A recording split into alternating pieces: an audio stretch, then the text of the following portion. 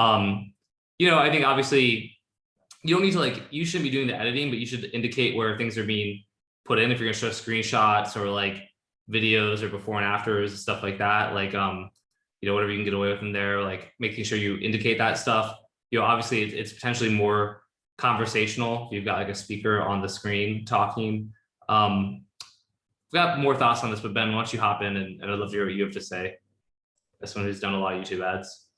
Yeah, definitely. Super important that the beginning captures the attention of the person that you're trying to talk to, but also you want to dissuade people who are not going to be interested in that topic to skip, because you don't have to pay for anybody who does that. If they skip in the first 30 seconds, if it's longer than 30-second video, or if they don't watch the whole thing and it's 29-second video or less, you don't pay for it. So it's a balancing act of finding that contrarian or controversial statement, but also making sure it speaks to a group of people and repels everyone else.